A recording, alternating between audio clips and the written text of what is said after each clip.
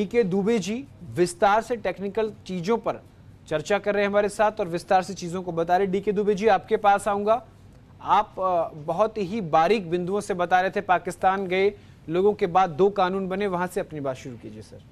देखिए, तो भारत में इवेक्यू प्रॉपर्टी एक्ट बना, जो इवेक्यू प्रॉपर्टी को बाद में हमने एनिमी प्रॉपर्टी में कन्वर्ट कर दिया, यानी कि जो लोग पाकिस्तान गए उनकी जो पर्सनल प्रॉपर्टी थी वो सारी की सारी संपत्ति अब एनिमी प्रॉपर्टी कहलाई और सरकार का कब्जा हो गया। लेकिन जो सार्वजनिक संपत्ति थी, पाकिस्तान की सार्वजनिक संपत्ति जो हिंदुओं की थी वो वहां की आर्मी के पास चली गई। हमारे पास जो सार्वजनिक संपत्ति थी वो वक्फ बोर्ड को दे दी गई, यानी कि उसका एक बोर्ड गठन कर दिया गया और ये कहा गया कि भाई ये रख रखाव ये करेगा। उस बोर्ड के गठन के पीछे का उद्देश्य ये था कि सरकार सीधा उस पर कंट्रोल करे या फिर सरकार एक बोर्ड बनाकर उस प्रॉपर्टी का डिस्पोजल करे। सरकार ने जब वक्फ बोर्ड बनाया तो उसको ये लगा कि जो लोग यहां पर रुक गए हैं नेहरू लियाकत समझौते की वजह से या रोक लिए गए हैं, ये उन लोगों के हाथ में मैनेजमेंट दे देना चाहिए तो ज्यादा अच्छा रहेगा, तो ये संपत्ति का हम सही से डिस्पोजल कर सकते हैं।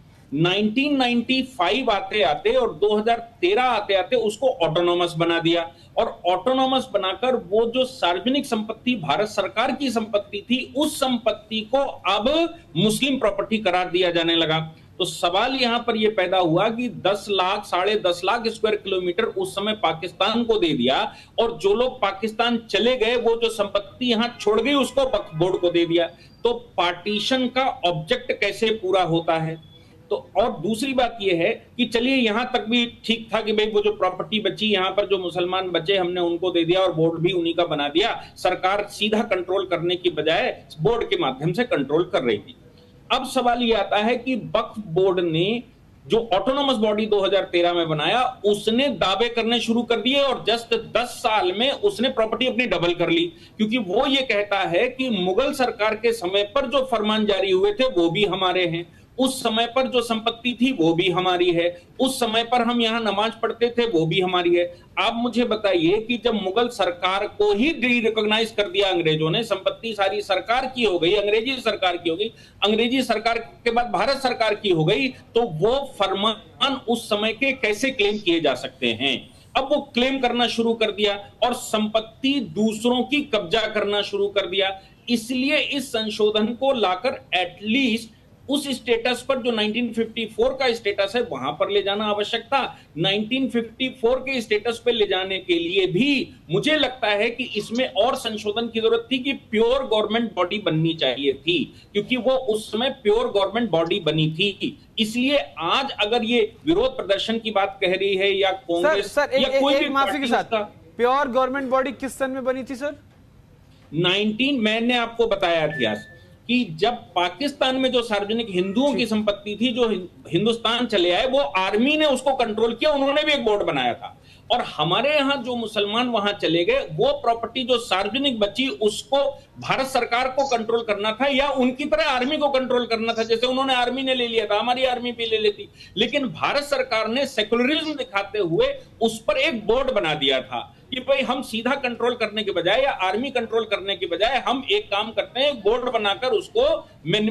बनाकर उसका संरक्षण करेंगे।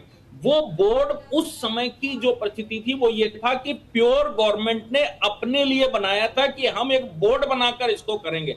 आज वो बोर्ड पर्सनल कैसे हो गया ये सवाल वहां पर पैदा होता है।